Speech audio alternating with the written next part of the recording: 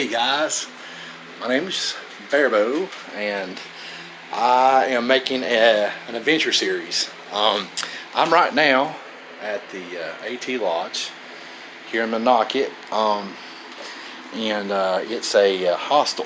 I'm sore, by the way. I'll explain a while later. But I want to start my story with another person's adventure. I'm a southbounder. I've started my trail August 13th, 2018, and ran into a northbounder last night. I had an amazing, cool story. I just loved it. I love talking to him and interviewing him. You've seen the thrill in his eyes. You see the excitement of his story. He did it fast. He did it 103 days. He did the entire AT.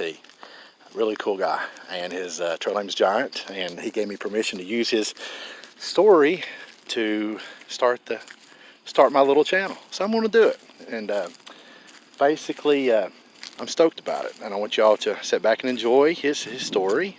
And as time goes on, I'll be giving you much more videos and pictures of my own adventure. But right here is the AT Lodge, Appalachian Trail Lodge, Monocket, if I'm pronouncing that correctly, Maine. Quaint little town. I'll tell you the type of town it reminds me. It's like a I'm trying to think of the name. It's like a Northern Exposure. Yeah. Kind of feel the moose thing. To me, this place right here is based more or less it's like a little Alaska. I'm a hillbilly from Kentucky, and this was what the vibe gives me here, you know. But anyway, enjoy Giant's story and keep watching. Peace out. Okay, I'm still here at the AT Lodge, the second day of my healing factor.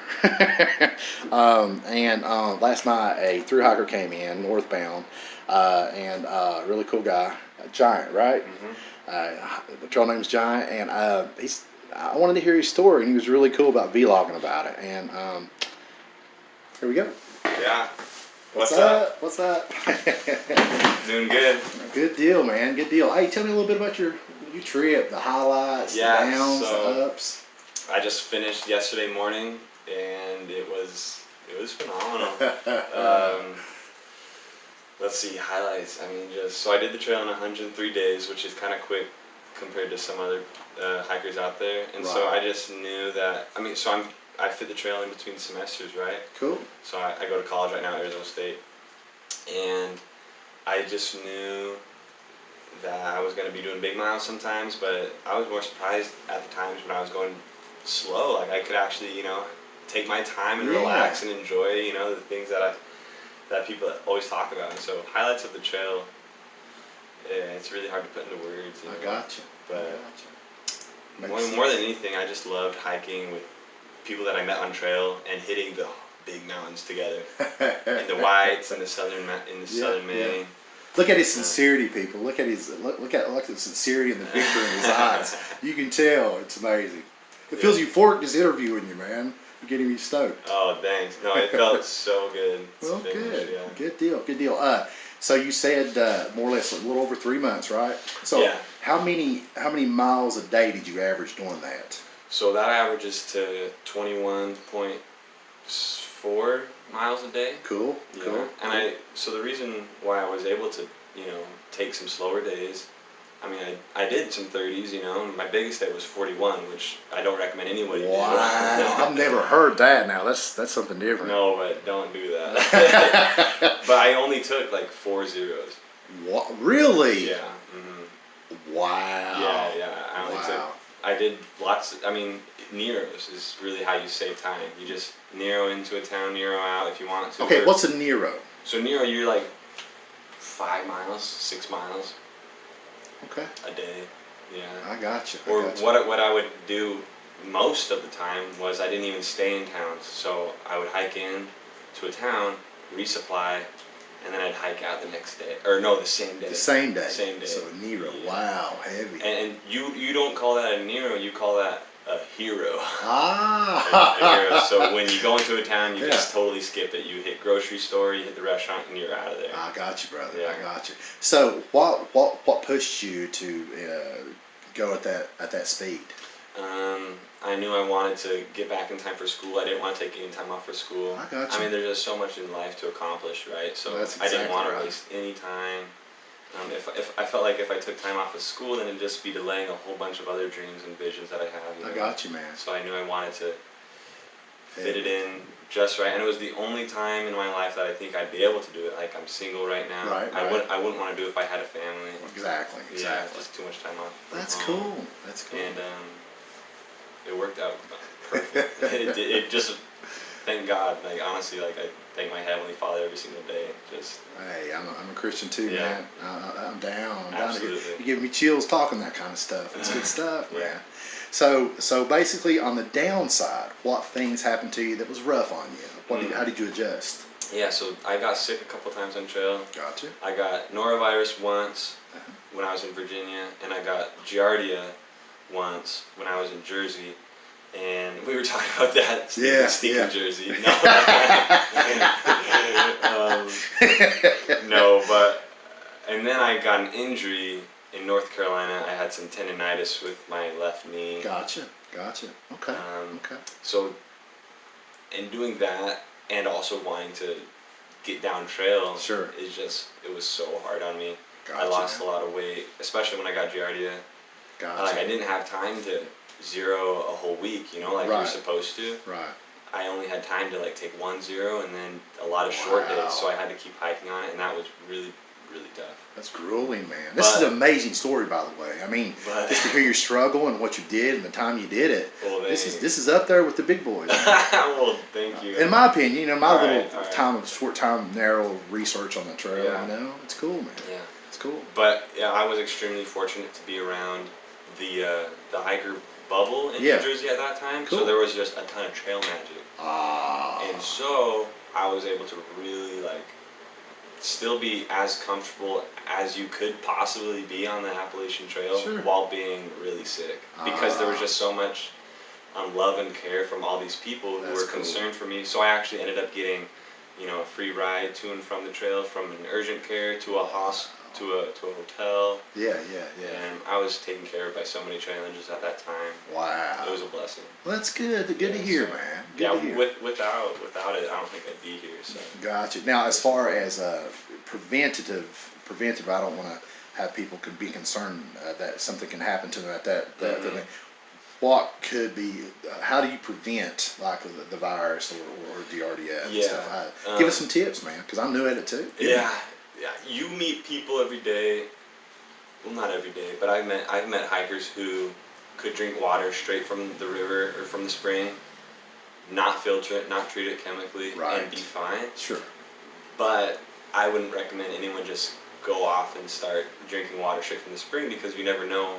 In the backcountry, you never know. Okay. So I would just recommend you better filter. Sure. And it's up to you. Everyone has their own idea of what kind of filtering system works for them. Gotcha. I used the Be Free during my hike. Sure. Which is a pretty good filter. I have some beef against it, but gotcha. Overall. What are they? I would really like to hear because when I did my research, that was my number one pick. And someone talked me into getting the MSR True Shot, I think it's called, and it failed on me yesterday, my first day out. I couldn't get it primed. So tell me the pros and cons of the Be Free. So the Be Free, it's comparable to the Sawyer Squeeze that everyone has. Gotcha. But it has a much faster flow, especially right out of the box. Yeah. The flow is ridiculous. You can't even tell it's filtering anything. It's just coming right through. Gotcha.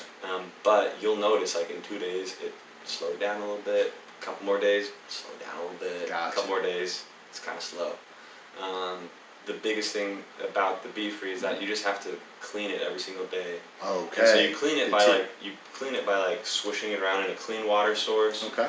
Or putting it in your bag with clean water and shaking it up. Sure. And that'll clean out the Be Free. If you don't do that every day, then you're just gonna have a flow as slow or slower than the Sawyer Mini, which is you and I both know. Oh is yes. miserable. Absolutely. The Sawyer Mini is just way too slow. Cool. You just get thirstier by the second Cool. just looking at it. Yeah. Well, I don't want to slow us down as far as the big picture with a couple little gear ideas, but on that super highlights, what stands out to you the most? Either a person, a trail magic, a peak, a sunrise. What really will stick for you for the rest of your life? Oh my goodness! I know it's off the wall. What a good question. Yeah. Wow.